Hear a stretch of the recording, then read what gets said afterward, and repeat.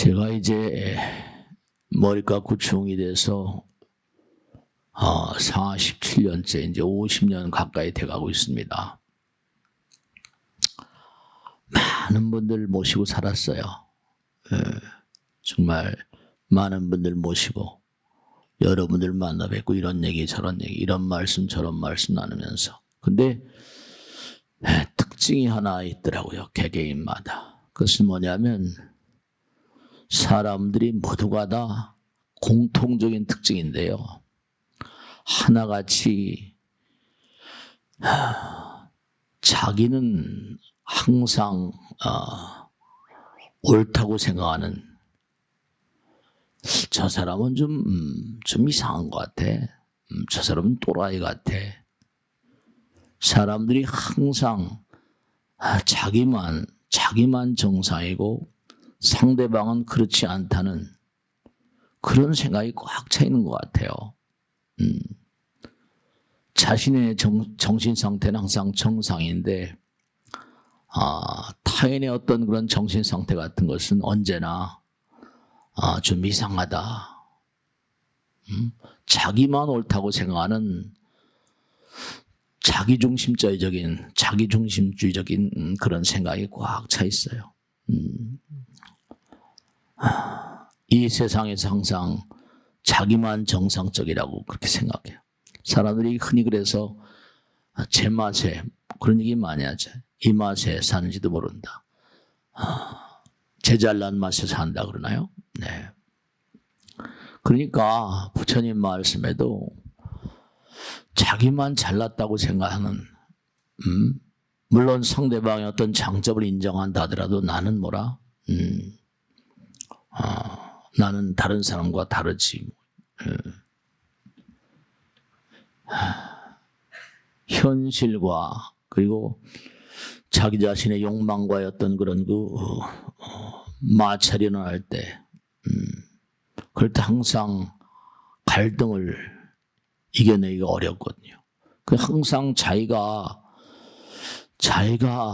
잘났다고 생각하니까 그러면 이 우주의 근본적인 법칙은 인과의 법칙이거든요. 내가 잘났다 그러면 어떻게 되는 거 아니? 상대방은 또 그러거든요. 자기가 잘났으니까. 내가 잘났다고 생각하면 상대방도 또 자기가 잘났다고 생각하니까 지까짓게 이래버립니다. 그럼 어떤 문제가 오는 거 아니? 항상 그 양자 가운데 그 상대방과 나 사이에는 갈등과 대립이 있을 수밖에 없어요.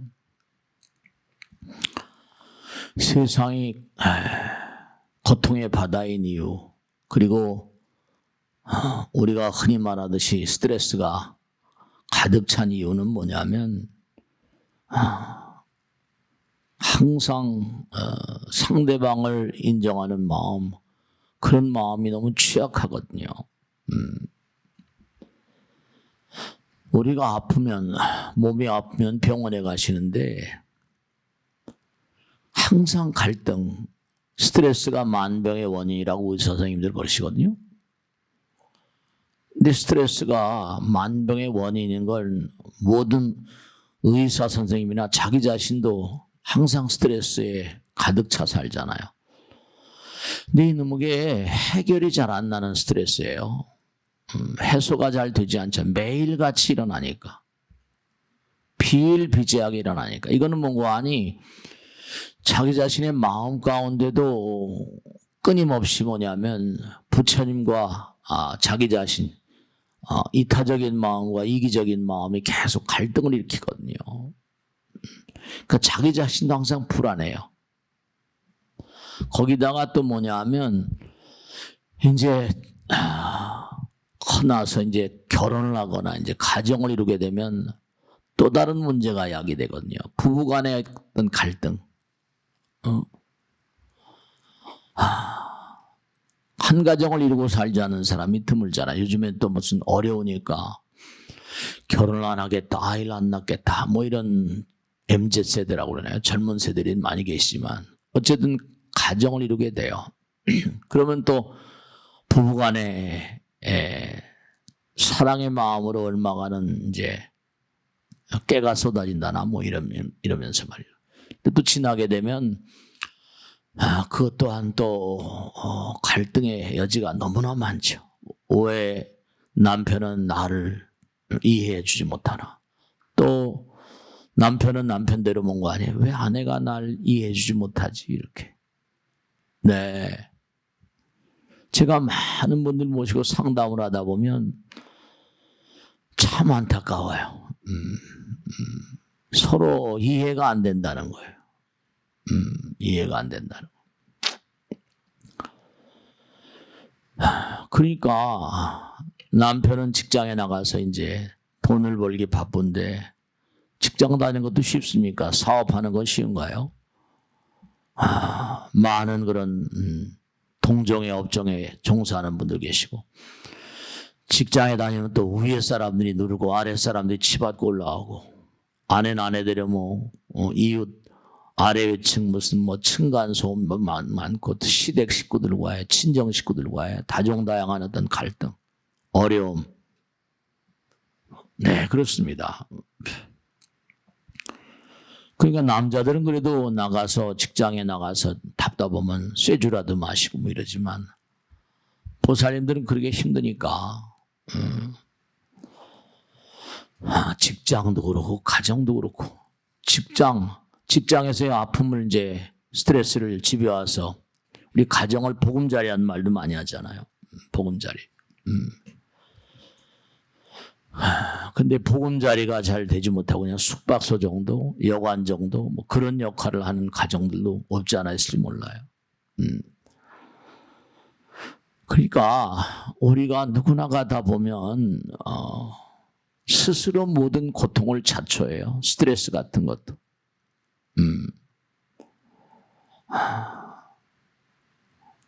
참 안타까운 거죠.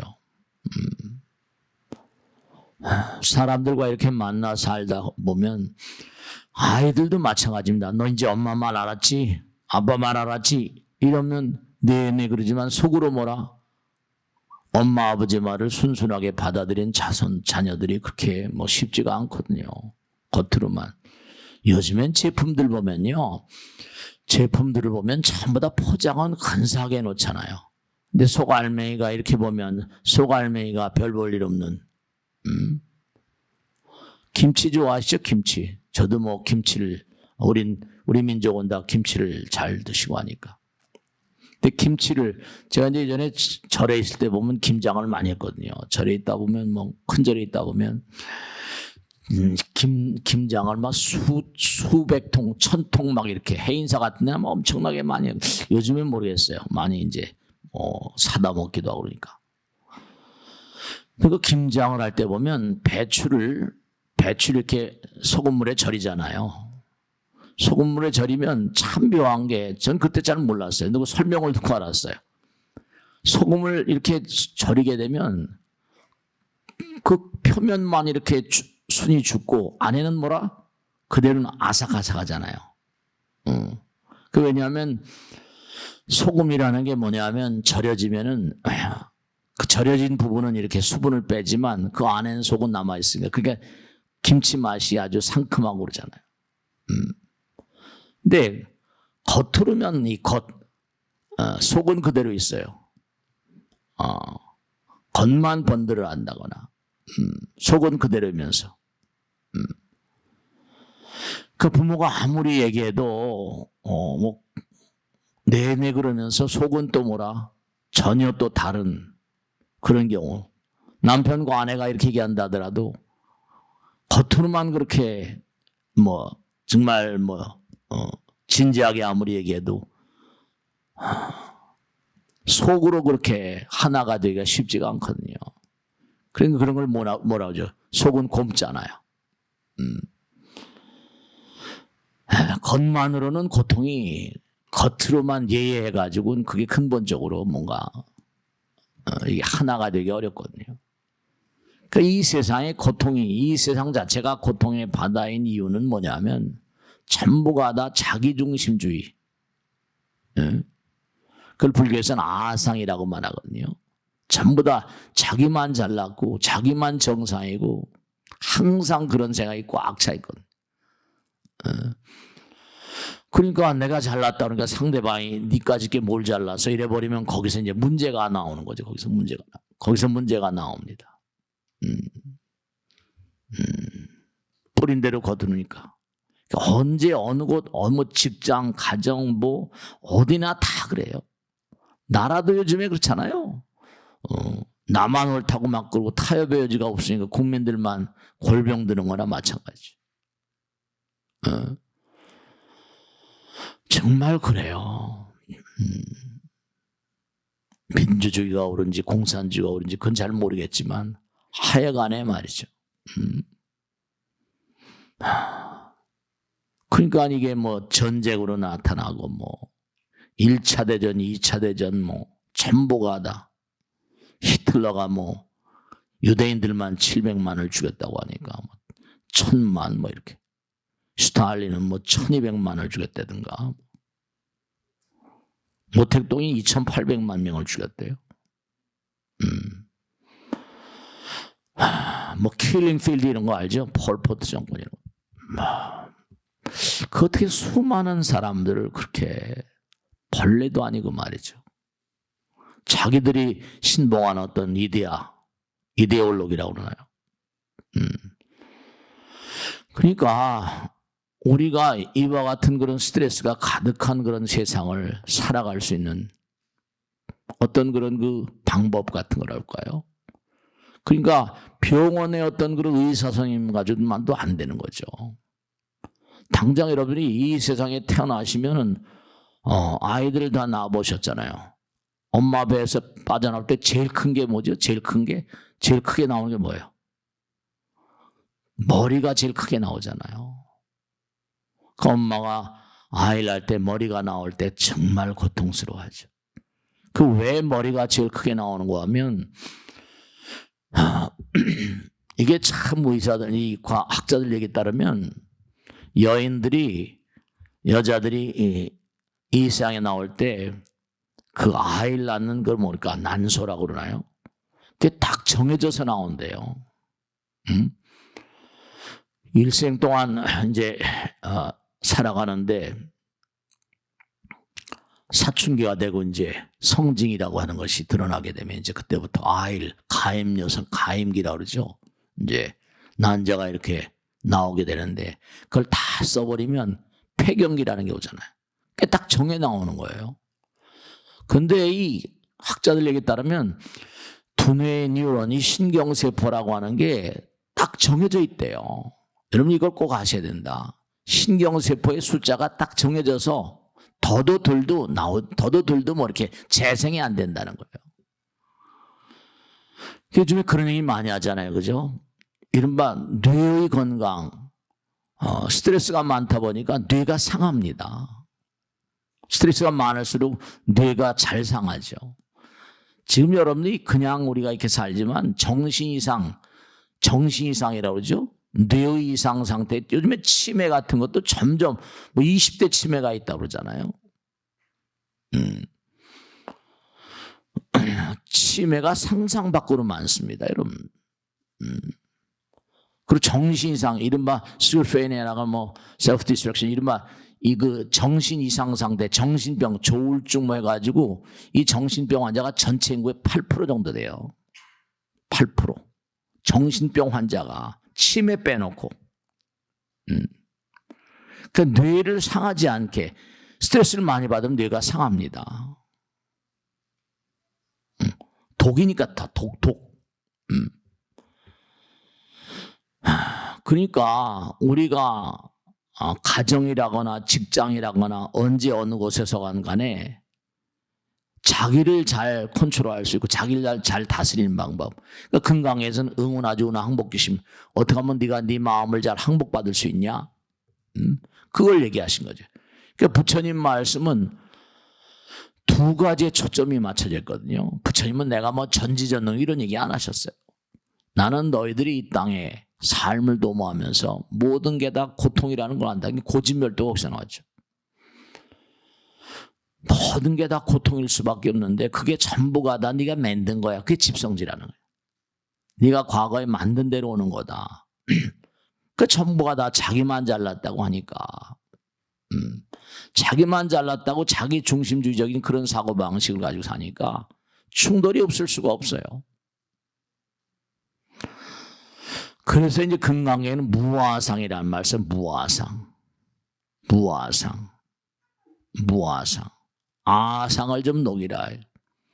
그러니까 부처님은 세상의 어떤 병원, 세상의 병원 의사가 아니라 너희들의 고통을 내가 다스려 주러 왔다.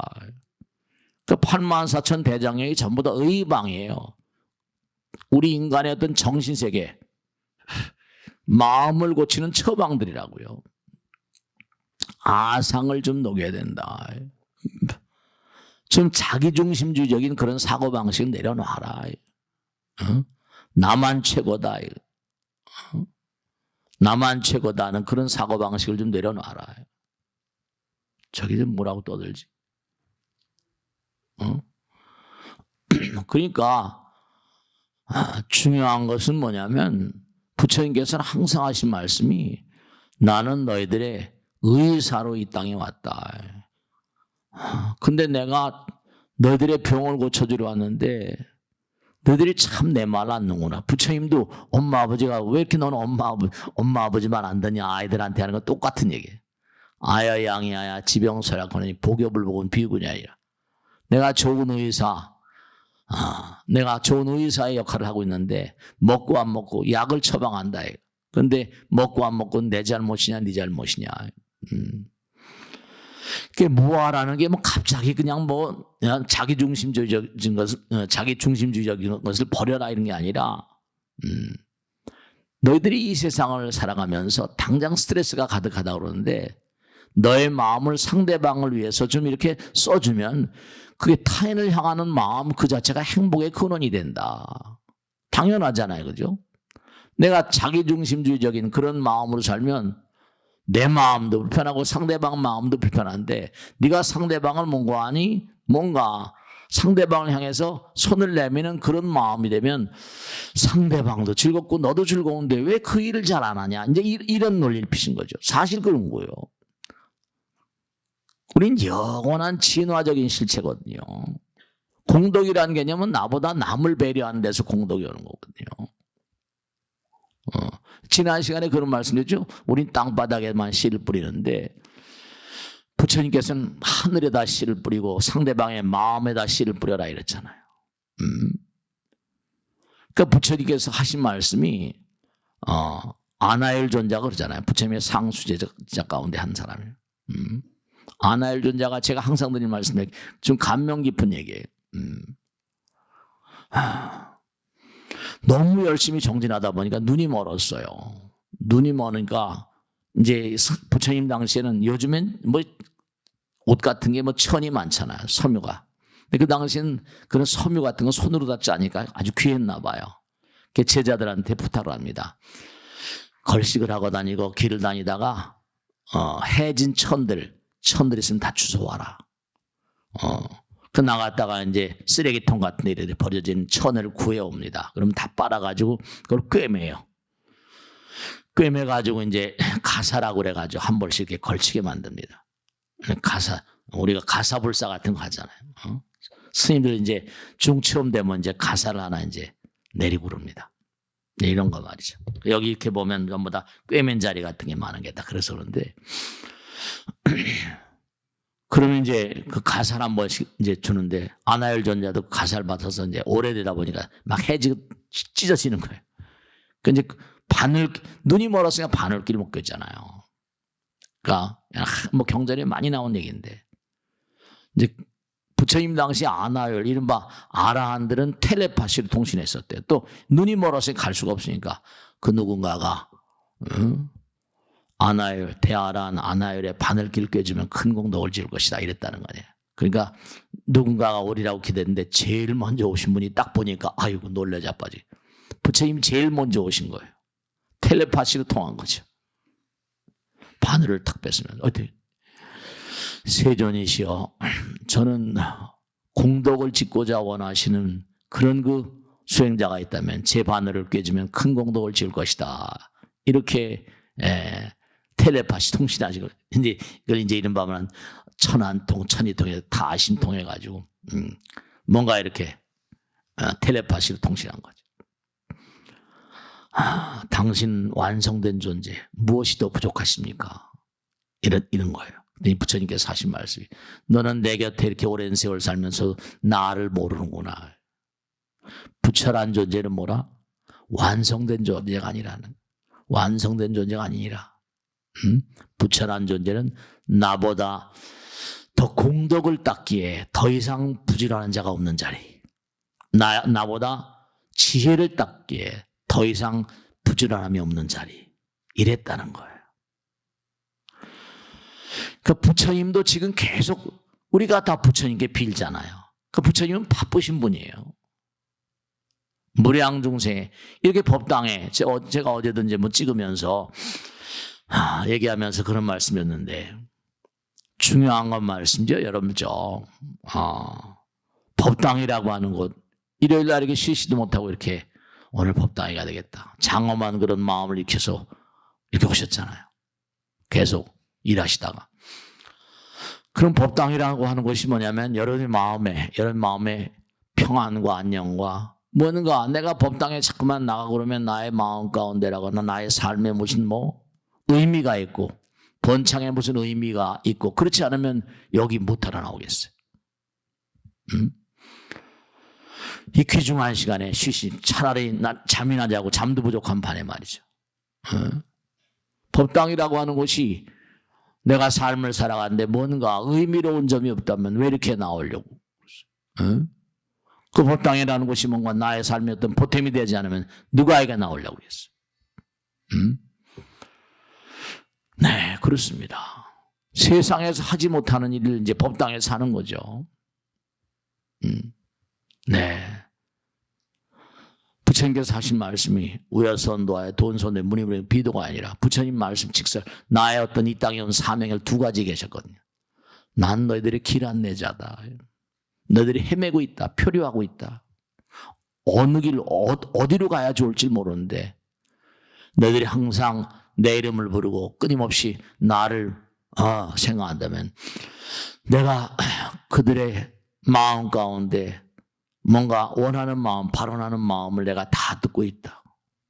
불문문, 듣지 않는 것 같아도 다 듣고 있다. 불문, 듣지 않는 것 같아도 다 듣고 있고, 무설설, 아무 말도 없는 것 같지만 항상 너희들의 길을 안내해 준다고 그러셨거든요. 무설설, 불문문, 이게 부처님의 특징. 부처님 아무 말씀도 안 하세요. 네, 그래요. 아무 말씀도 안 하시는데 한없는 말씀하세요. 부처님 아무것도 듣고 계시지 않는 것 같은데도 다 듣고 계시다는 거예요. 근데 그건 자기가 해봐야 알아요. 해봐야 합니다. 부처님 믿고 정말 몸과 마음을 다해서 기도하는 마음. 그러니까 부처님은 지금도 정말 부지런하는, 생각도 없이 부지런한 분이에요. 이 우주에 있는 무량 중생들이 다 부처님 부르시니까. 네, 그렇습니다. 제가 이제 어렵고 힘든 그런 분이 계시면 꼭 처음에는, 법당에 처음 와서 얼마 안 되시고 그런 분들은 신중 기도를 열심히 해봐라. 열심히 하시라. 그럼 스님, 신중 기도라는 게 신장, 그게 어떤 의미가 있습니까? 여러분, 하나만 제가 딱 말씀했는데 이건 여담이지만, 여러분, 부처님께서 경전마다에 마오라가 야창, 가루라, 긴나라, 건달바 이렇게 쭉 나오죠. 그게 원래는 뭐냐면 그와 같은 이름이 원래 인도 신화, 이른바 힌두교에서 나온 그 이름이 그대로 불교로 온 겁니다. 그러니까 부처님께서도 마오라가 야창, 가루라, 긴나라, 건달바 이게 전부 다 예를 들어서 여러분들이 제가 어제도 그런 말씀을 했는데 이제 절에 이렇게 들어가시잖아. 그러면 사천왕님 계시죠? 사천왕님 계시면 뭐냐면 거기에 뭐 칼도 들고 막 눈을 부릅뜨고 이런 분 계시죠, 그죠? 근데 거기 악기 같은 거 들고 계신 분 계시죠, 그죠? 악기 같은 거. 그 왜 악기 들고 계세요? 인도 신화에서는 건달파, 이 간다르바라고 하는데 그분이 음악의 신입니다. 근데 이 신화라는 게 인도 베다 신화, 인도에만 있는 게 아니라 조금만 건너가면 뭐라? 페르시아라는 나라엔 또 뭐가니 조로아스타교라고 해서 아프라 마스다, 앙그라 마이뉴 해가지고 거기도 신화가 어마어마합니다. 근데 그 신화에 등장하는 모든 내용이 비슷해요. 근데 이게 페르시아의 신화, 뭐 엔닐 해가지고 거기 이제 티르시 유프라데스 거기도 오래전서부터 신화가 많이 있었어요.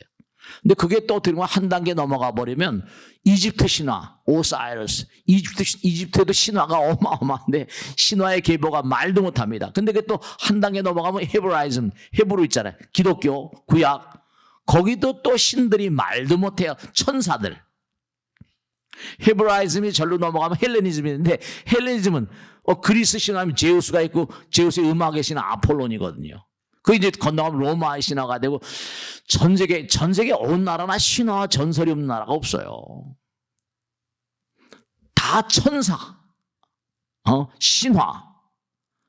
우리가 눈에 보이지 않지만 여러분죠, 부처님의 환신 10대 명왕성중시화 해가지고 경전에 보면 쫙 나옵니다. 그래서 예를 들어서 미술을 좋아하는 사람이다, 음악을 좋아하는 사람이다, 이런 분들은 신장 기도를 많이 올리라고 합니다. 절에 들어가면 그 악기를 띵가띵가하는, 네, 우리가 여기도 미술 음악이 있고 조각이 있고 다 있는 것처럼 부처님 나라도 먼 거 아니? 네, 거기도 아름다운 궁전이 있고 음악도 있고 다 있어요. 여러분, 이 천재라고 하는 존재, 이런 슈베르트니, 모차르트니, 멘델소니, 많잖아요. 피카소니, 많잖아요. 응? 렘브란트니. 그분들이 거의 가 슈만이니, 거의 다 천재들이요. 정신적으로 이상한 그런 분들이 많습니다. 천재는 ADHD 이른바 말하면 간질병 환자도 많고요. 왜 스님 이상하게 천재들은 정신병 환자가 많다는데 왜 그렇습니까? 이제 다음에 기회가 있으면 말씀드리는데 그들은 하늘의 소리를 듣는데 아상은 아직 안 깨진 거예요. 그 하늘의 소리를 듣고 음악을 작곡하고 하늘의 소리를 들으면서 뭔가 하니 하늘에 미켈란젤로 같은 사람들은 시스틴 성당의 비오 12세인가 천하 교황의 명령을 받고 성당에 도마를 네가 책임지고 그래라. 이거 뭘 그려야 될지 모르겠어. 근데 교황의 명령이니까 죽을 지경인 거죠. 너무 골몰에 있다가 보니까 하늘나라 천궁을 구경하게 된 거예요. 천궁에 있는 도마를 딱 보고 그걸 그린 겁니다. 미켈란젤로가 말했으니까요. 그거 우리가 어떻게 알아요? 모차르트가 3살짜리 4살 미누에트인가 뭘 작곡 했는데 지금도 연주하잖아요. 모차르트 오래 못 살았잖아요. 왜 그런가 하면 그게 다 하늘나라와 소통되다 보니까 이게 우리 인간의 두뇌 가지고는 이거 어렵거든요. 그런 건 놔두고라도 우선 중요한 게 여러분들이 삶을 도모하면서 이 법당은 뭐 하는 곳이냐? 네, 세간의 공부를 뛰어넘는 공부잖아요, 이게. 세간의 어떤 그런 우리의 공부, 그런 상황과 다른 상황이. 여기서 뭐냐면, 우리가, 여러분 한번 생각해 보세요. 중요한 건데, 이 생각이란 말씀을 제가 많이 드렸죠. 생각? 지금도 쉴 새 없이 생각해요. 이 생각이라는 게 뭐예요? 내가 좋은 생각을 이렇게 못하죠? 나의 몸에 좋은 영향력을 행사하잖아요. 그러니까 생각이 몸에 작용해서 일어나는 반응이 감정입니다. 생각과 감정은 이게 그러니까 뭔가 아니? 네. 생각이 몸에 작용해서 펼쳐지는 게 감정이에요. 그러니까 좋은 생각을 하게 되면 기분이 좋죠. 내가 상대방에 베풀고 하면 기분이 좋잖아요. 내가 상대방에게 미워하고 상대방을 어찌까짓게 아이고 저거 저 또라이 아니야 부정적인 생각을 하잖아요. 그럼 어떻게 돼요? 그럼 자기 몸에 반응이 오는데 짜증나고 힘들고 스트레스 받고 그렇게 돼버립니다. 그러니까 생각과 감정은 이게 뭐냐면 지난번에 말씀드렸죠. 날생짤 썼으니까 생은 죽는 겁니다. 항상 생각은 금방 사라지잖아요. 생각이 10초, 20초 가는 게 그렇게 많습니까? 금방 더 생각이 바뀌어요. 생과 사는 같은 건데 이 각이란 말은 깨달은 거니까 깨달음의 세계는 눈에 보이지 않는 거거든요. 그러니까 생각이라는 세계는 진망의 합이라고 항상 그러잖아요. 영혼의 세계와 현실의 세계가 진망, 영혼과 현실이 합일된 그런 경계에서 나오는 게 생각입니다. 그러니까 여러분들이 법당에 오시면 뭘 하는 거 아니? 어느 종교나 막론하고 전부 다 뭘 해요? 어느 종교나 막론하고 기도를 시킵니다. 불교도 기독교가 있고 기독교도 기도가 있고 카톨릭도 기도가 있고 이른바 이슬람도 기도가 있고 다 기도가 있어요. 그러니까 그 깨달은 자들은 기도의 의미를 아는 거니까 그냥 하라고 날치는 거예요. 그런 거 해서 뭘 해. 안 해본 사람은 모르는 거예요. 그러니까 자꾸만 세상을 살면서 지까짓 게 지가 뭘 얼마나 잘한다고 이래버리면 이건 나쁜 생각이거든요. 그 몸에 나쁜 물질을 만들고 두뇌가 상해버립니다. 너 나하고 감정이니? 부정적인 감정이라 하잖아요. 그 두뇌가 썩습니다. 치매가 발병할 가능성이 많아져요. 그러니까 생각과 감정을 잘 하셔야 됩니다. 이 생각이 몸에 작용해서 일어나는 게 감정이에요. 그렇기 때문에 내가 기분이 나쁘면 내가 나쁜 생각했구나 이렇게 생각하면 돼요. 아니면 내가 지금 기분이 나쁘면 보이지 않는 세계 파동이 날아들어와서 나의 연파, 부정적인 파동이 나의 생각이 얽혀지면서 나의 몸에 어떤 부정적인 그런 세계가 형성되고 기분이 나쁜 거예요. 그러면 의도적으로 좋은 생각을 이기는 방법, 부처님께서 하신 말씀 가운데 그래서 이제 화엄의 제1바따로 나온 제일문으로 나온 게 이른바 육념심이라는 게 나와요. 수행의 가장 초보적인 단계입니다. 6가지의 아주 중대한 방법이 첫째로 염불하라는 게 염불. 염법, 이 법문을 들으라는 거예요. 염승, 스님들을 가까이에서 자꾸만 공부하라는 거예요. 염불, 염법, 염승이 삼볼 잘못인 거죠. 염계, 그 다음에 마음의 양심의 가책된 일을 하지 말라는 겁니다. 염계, 계행을 잘 지키도록 해라. 염시, 가능한 한 베푸는 마음으로 살아라. 내가 남에게 베푸면 기분이 좋잖아요. 그 다음에 염천, 항상 하늘을 우러러라. 하늘 무서운 줄 알아라. 이 육념심입니다. 불법승 계시전, 염불, 염법, 염승, 염계, 염시, 염천. 내가 의도적으로 나의 기분을 좋게 하고 나의 마음과 몸을 평안케 하는 비결입니다. 그러니까 우린 영원한 진화적인 실체니까 부처님께서 하신 말씀 제가 항상 입버릇처럼 하잖아요. 너희들이 나를 인정하는 것만큼 나도 너희들을 인정한대. 여기 부처님을 인정하는 것만큼 그릇이 그저 문이 요만큼밖에 하려는데 어떻게 돼요? 막 들어올 수 없잖아요. 열린 것만큼 부처님의 위실력이 작용한다는 거예요. 그러니까 부처님은 탁 트인 존재니까 나보다 더 공덕을 짓기에 부지런한 자가 없다. 나보다 더 지혜를 닦기에 부지런한 자가 없다. 지금 부처님 지금도 계속 공부하시는 거예요. 그러니까 부처님이 영원한 실체예요. 영원히 공덕을 지신 분, 영원히 지혜를 닦으신 분. 그러니까 영원이니까 나가 없으니까 닦는지 뭔지도 모르는 거죠. 그러니까. 모르실 리 없겠지만 말이죠. 그러니까 항상 생각이라는 건 여러분이 진짜 유념하셔야 할 게 생각이라는 건 영혼과 현실, 진망의 합일이니까 영혼과 현실의 접점 같은 거니까 좋은 생각을 하셔야 돼요. 탁월한 천재들일수록 충동적이고 신경질적이고 짜증난다는 거예요. 왜냐하면 항상 영혼 이거 어떤 그런 뭔가 다른 어떤 천재적인 이데아랄까 보이지 않는 세계와 소통을 하다가 현실이 너무 짜증나니까 신경내고 짜증내버리면 이건 또 안 되는 거거든요. 천재들의 속성이 그렇습니다. 그러니까 수행을 해서 나온 거하고 이제 부처님 말씀에 따르면 생득지 후득지 해가지고 타고날 때서부터 그런 게 타고나고 수행을 해서 나오는 거하고 경지가 달라요. 그렇기 때문에 여러분이 아들, 딸들을 잘 키우고 남편을 뭔가 승화시키고 성장시키고 아내도 하려면 가정을 정말 보금자리로 만들어야죠. 아내를 이해하고 아들, 딸들 이해하고 네, 그렇습니다. 그러니까 천재들이 전부 다 요절한 이유가 대체로 전부가 다 자기를 통제를 못해서요. 원앙복심, 자기 통제력이 떨어져서 그렇습니다. 생각은 영혼과 노는데 그런 존재들은 대체로 어떤 존재들인가 하니 네, 이 세상에도 하늘나라에서 내려온 존재, 그러니까 가끔가다 이제 하늘나라에서 탁월한 인물들이 내려서 지구 문명의 문화를 한 단계 업그레이드 시키고 가는 그런 존재들이 있습니다. 그러니까 우리가 세상을 살면서 자기 스트레스, 이 스트레스는 그러니까 항상 뭐죠? 상대방을 이해하지 못하고 영원성을 담보하지 못하니까 문제가 나오는 거예요. 그렇죠. 남편만 힘든 게 아니라 아내도 힘든 게 여러 가지로 말이죠.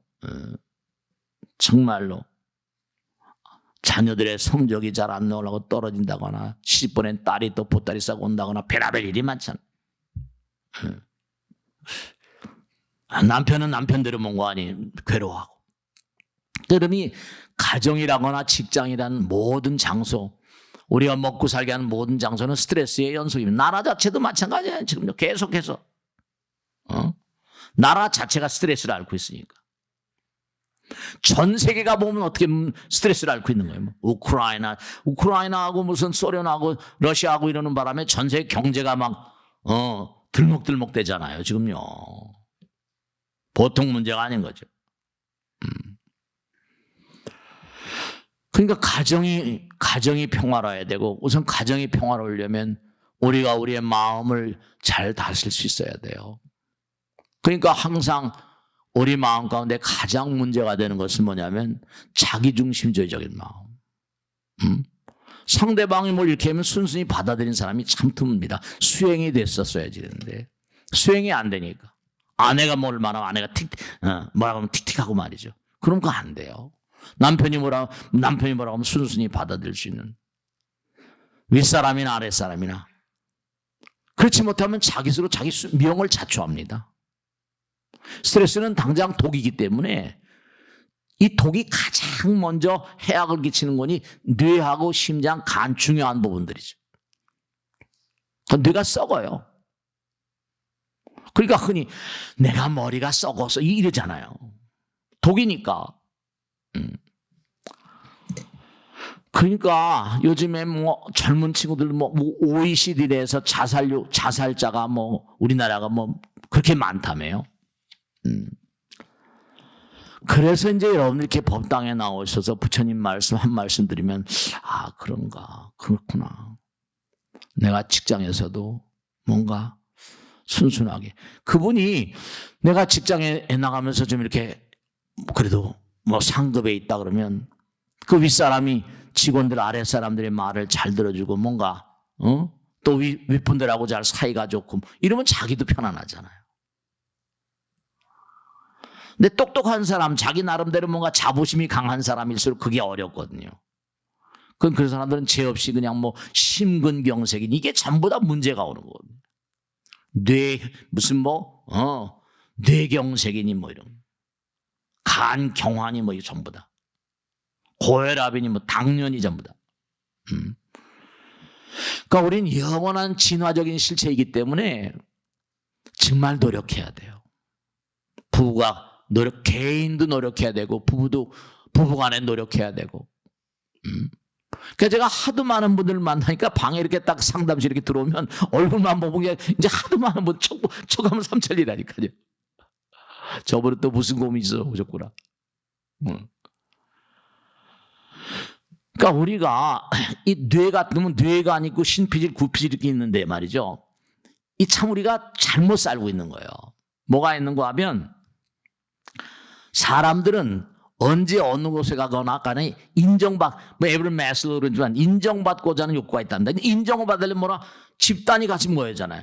그럼 많은 사람이 나와 하나였던 그런 집단을 위하면 내가 거기 집단에 소속돼 가지고 거기에 규율이라고 하는 걸 잘 따라야 되잖아요. 근데 누구나가 다 뇌관, 우리 어떤 인간의 어떤 뇌를 연구해보면 뇌관이라는 곳인데 집단을 구성해서 집단에서 뭔가 리더가 되거나 하려고 하는 그런 의욕이 다 있대요. 근데 이게 뭐냐면 집단 의욕이 충만하지만 그 제대로 실현되지 않으면 이게 이른바 말하면 뭐냐. 강한 스트레스를 받으면 고독감을 느끼고 우울증이 온답니다. 자기는 나름대로 뭔가 다 잘났으니까 제 잘난 멋에 사니까 그 제 잘난 멋에 산다는 걸 갖다가 많은 사람들이 인정받아야 되는데 그 인정받아야지 인정 그 다 모르는 것도 조사하고 다 나온 게 있습니다. 집단 가운데 뭔가 내가 잘났으니까 제 잘난 멋에 사는 거 아닙니까? 그러니까 이렇게 검사를 전부 다 검사를 해보면 나온 거예요. 뇌관이란 부분, 그러니까 자기 항상 자기 중심이 되고 싶어 하는 거니까. 그럼 더불어서 많은 사람들에게 인정을 받아야 되잖아요. 근데 인정받지 못하면서 나를 인정해달라. 그러면 그건 바보죠. 두뇌 어떤 부분에는 그런 부분이 있어서 그게 제대로 자극이 안 되고 충만한 만족감을 못 느끼면 우울증이 온다는 게 다 조사에 나와 있어요. 우울증 걸린 사람은 나는 대단한 능력을 가지고 있는데 남들은 나를 인정해 주지 않으니까 고독하게 느껴지고 외롭게 느껴지고 우울증 걸리고 이게 시스템으로 딱 갑니다. 이 몸은 다 시스템이니까요. 본능적인 어떤 피질이 구피질, 그러니까 태어나면서 먹고 마시고 본능적으로 하는 거 구피질입니다. 그 다음에 신피질은 뭔가 하니 노력해서 잠깐 발전해 나가려는 그런 피질인데 다 이게 이른바 구성되어 있는 양상들이 해야 될 일들인데 이게 충족되지 못하면 문제가 생기는 거예요. 나만 잘나질 않았거든요. 나만 잘나질 않았어. 모두 다 잘났는데 뭔가 협동하는. 그러니까 메슬로도 인정받고자 하는 욕구, 그게 모든 중생들의 보편적으로 있다는 거 아니에요. 그게 제대로 안 되면 머리가 나빠져. 머리가 병나요. 그러니까 현대인들은 갖가지 질병에 이 두뇌가 시달립니다.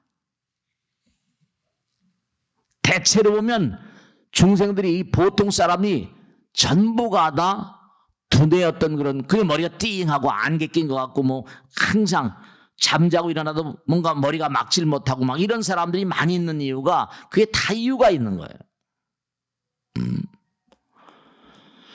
두뇌 어떤 양적인 면과 질적인 면. 너무 과다하게 이렇게 뭔가 이렇게 충격이 와버리면 양적인 어떤 과다성. 그 다음에 누가 남을 멸시하고 뭐하고 이런 거. 질적인 면에. 시민성이라고 하는 내인성이라고 하는 무슨 뭐 외인성이라거나 이런 두뇌에 가해진 여러 가지 충격 같은 것도 그 여러분이 꼭 제가 당부드리겠는데 그래서 이제 법당에 나오시는 거예요. 그러니까 가정과 직장은 뗄래가 뗄 수가 없잖아요. 그래서 삶의 터전이니까. 근데 또 한 군데 그러니까 교회나 성당 다니는 사람들이 즐겁게 다니는 이유가 거기서 새로운 길을 찾는 거예요. 그러니까 그들은 구원받으셨습니까? 이렇게 얘기합니다. 구원받으셨나요? 진짜 교회나 성당 가면 구원받으신 것 같은 구원받은 것 같은 느낌을 간다니까. 새로운 길이야. 새로운 차원의 세계가 열리니까. 부처님 가르침이라는 게 이게 정말로 말이죠. 엄청난 건데 절들이 그런 역할. 그러니까 뭐라 기독교에서도 뭐 기도하지만 불교에서는 한수도 떠서 뭐라 참선 명상을 시키잖아요. 의도적으로 독성을 빼라. 번뇌 망상을 좀 지워라. 그게 이제 참선이고 명상이고 그런 겁니다. 기도고. 의도적으로 제거하는, 의도적으로. 머리를 맑게. 그러니까 실리콘밸리 같은 데서도 참선 명상, 그럼요. 애플이라거나 무슨 어느 회사나 다 참선 명상팀이 굉장히, 아주 그냥 번성하고 있고, 실리콘밸리 가면 명상 참선 대학 같은 거 있고, 인도라거나 뭐저 요가하는 이런 사람이 줄줄이 알사탕처럼 대단히 많이 들어와 있다고 합니다.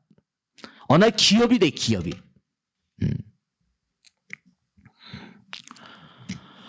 그렇기 때문에 여러분이 중요한 건 그런 얘기죠. 아까도 진망의 합이라고 그런 것처럼 영혼의 세계와 이른바 말하면 현실의 세계. 현실의 세계는 우리가 망상에, 번뇌는 꼭 뭘 뒤에 따라붙죠? 번뇌 망상 그럽니다. 망상. 생각이라는 게 이게 쉬질 않아요. 금방 날씨 변하는 것보다 더 빨리 변합니다. 그러니까 생각을 일으킬 때마다 뉴로트랜스미터, 이런 제가 항상 드린 말씀인데, 뉴런, 신경세포와 신경세포가 조인트가 돼서 스파크가 일어나면서 이제 두뇌 회로가 확 열리거든요. 그럼 뉴런과 뉴런 사이에 연결된 연결부에 사이냅스라는 게 있는데, 이 사이냅스에 먹을 때 중요한 게 뉴로트랜스미터, 신경 전달 물질이라고 그래요. 호르몬입니다. 그러니까 여러분이 대체로 보면 섹스에 탐닉하고 이러면 두뇌가 오래 못 갑니다. 그러니까 대체로 천재들이라거나 이런 친구들은 전부 다 여자 관계가 복잡하잖아요. 너무나 많은 사람이 인기를 많이 모으다 보니까. 뉴로트랜스미터 호르몬이다. 우리 몸의 호르몬이라는 게 이게 이른바 말하면 이렇게 생각하시면 돼요. 현실과 영혼의 접점이 있는데 그 접점을 뭐라 이루는 그 부분을 호르몬이 전부다. 호르몬이 뭔가 매칭을 시켜준다.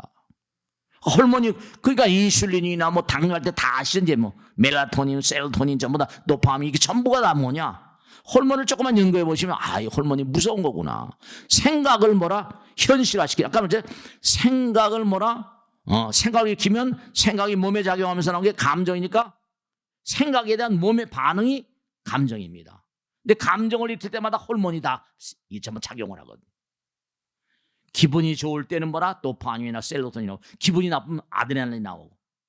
그러니까 이거 꼭 생각하실 게, 제가 언젠가도 말씀했죠. 학자들이 연구하고 보니까 너무 기가 막힌 게 놀래 자빠진 거예요.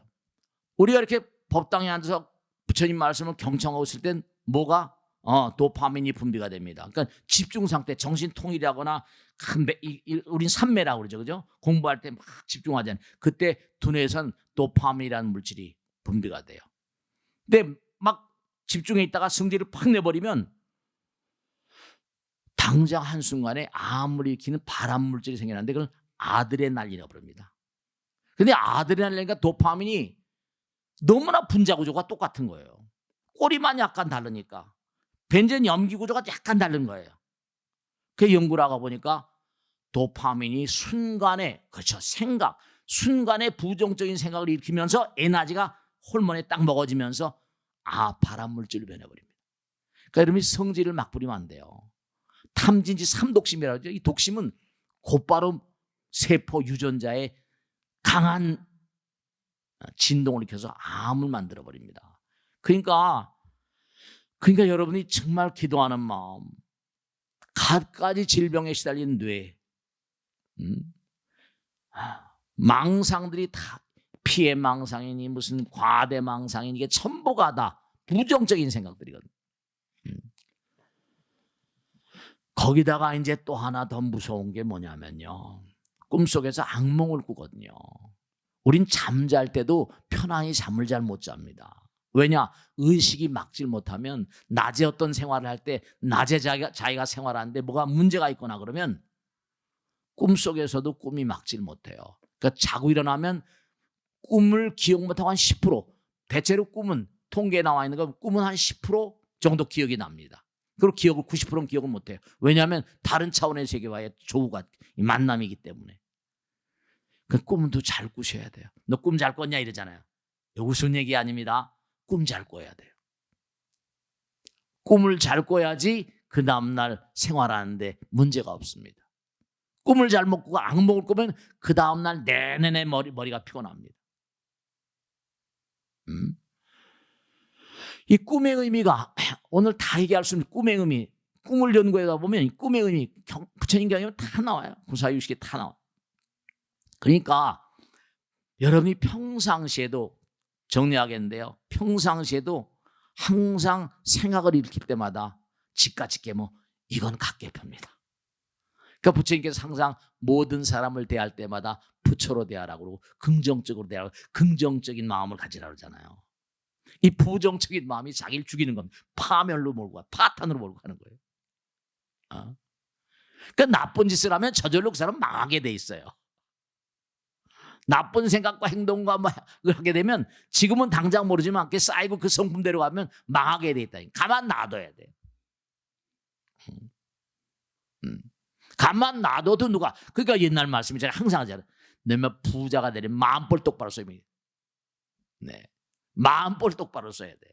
왜냐? 생각이 몸에 작용해서 생각에 대한 몸의 반응, 생각이 몸에 작용해서 반응이 감정으로 나오는 거니까 생각에 대한 몸의 반응이 감정입니다. 생각이 몸에 작용하는 거예요. 그럼 내가 자꾸만 나쁜 생각을 해요. 그럼 몸에 나쁜 게 나오고 몸에 나쁜 물질이 나쁜 부정적인 물질이 나오면서 나는 뭐라? 짜증내고 신경질 내고 이게 조울증이 오고 문제가 오고 쓰러져 버립니다. 그래서 그런 게 독소가 혈관을 타고 그러다 보면 어떻게 된다? 경색이 오고 터지고 막 이렇게 됩니다. 이러면 제가 항상 드린 말씀이죠. 머리카락의 1000분의 1, 1700분의 1 되는 머리카락도 이거 굉장히 가늘잖아요. 머리카락의 1000분의 1, 1700분의 1짜리 모세혈관이 있어요. 그런 거 막아버리면 터져버립니다. 쫄쫄쫄쫄 피가 새버리면 어떻게 돼요? 그게 딱 뇌혈전증이라는 게 있습니다. 그게 굳어버리면 그냥 가버리는 거예요. 그런데 그런 활동을 해요. 뇌혈전이 있는데도 모르고 사는 사람도 있습니다.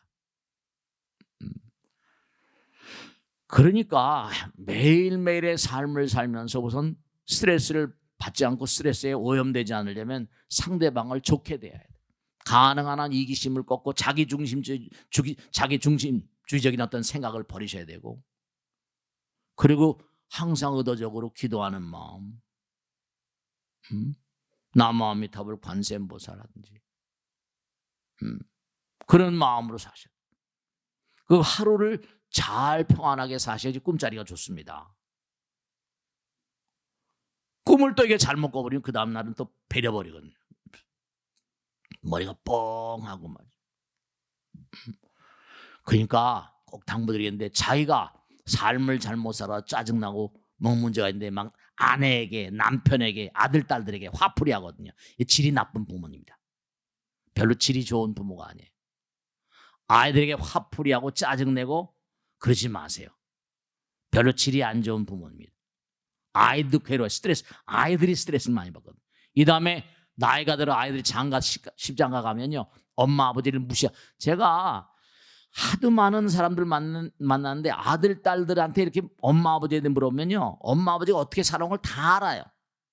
부모에게 효도한 아들 딸들, 부모에게 뭔가 정성스러운 부모 마음을 잘하는 부모에게 그냥 막 아들 딸들에게 함부로한 그런 부모들 별로.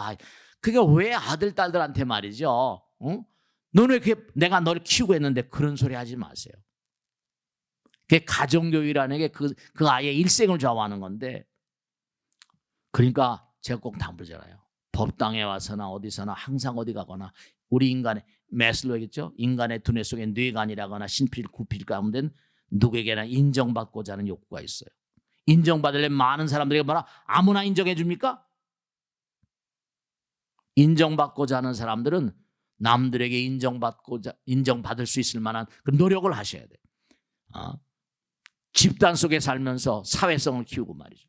그래서 오늘 꼭 당부드리는데, 정말로 무아상, 무인상, 무중생상, 무사상, 독심이 몸과 마음을 파괴하고 탐진지 삼독심, 이게 전부가 다 문제로, 부처님 말씀대로 항상 삼보를 믿지 않고 삿된 법을 따르고, 그리고 공과 무상, 모든 걸 다 놔두고 한다. 공과 무상을 수용하지 않는 자, 살아서도 악도에 살고 죽어서도 악도로 간다, 이렇게 말씀해요. 그러니까 오늘 꼭 당부드리겠는데, 잊지 않으셔야 할 게, 생각이라는 건 뭐라? 몸의 반응을 한다. 그래서 일으키는 게 감정이다. 그러니까 이 몸이 생각에 반응을 하거든요. 이른바 생각에 대한 몸의 반응이 감정으로 나오는 거예요. 그렇기 때문에 항상 좋은 생각을 하지 않으면 몸에는 나쁜 영향이 옵니다. 이거는 정치, 경제, 사회, 문화, 예술 모든 부분이에요. 전부가 다 아름다운 마음을 가진 인간들이 아름다운 작품을 만듭니다. 그러니까 항상 잊지 않으셔야 할 게, 이른바 생각을, 우리 순간순간 생각을 일으키거든요. 그러니까 길 가다가도 약사여러분을 관세음보살 하는 게 중요해요. 그게 약입니다. 그게 약입니다. 항상 자기중심주의적인 그런 삶을 사니까. 자, 그러면은 새해가 이제 계속 강물처럼 흘러가고 있어요. 그러니까 올 한 해도 정말로 대과 없는 삶을 살아가시려면 우린 너무 자기중심주의적인 삶을 살아요. 지가 지게 뭐. 지가 막 안 돼, 얼마나 안 돼. 그게 전부 다 스트레스입니다. 스트레스는 뭐죠? 서로 상대방이 인과니까 내가 상대방에 뭔가 가해하면 상대방도 나의 해를 가요. 그러니까 눌리니 서로 충돌이 나니까 스트레스. 그러니까 인생 자체가 스트레스예요. 그렇기 때문에 항상 뭔가 삶을 도모하시면서 내가 나 자신의 노예가, 나 자신의 어떤 그런 생각으로 내 스스로를 파괴하지 말고 말씀하시겠죠? 자, 오늘 마치겠습니다. 대단히 감사합니다. 고맙습니다. 네.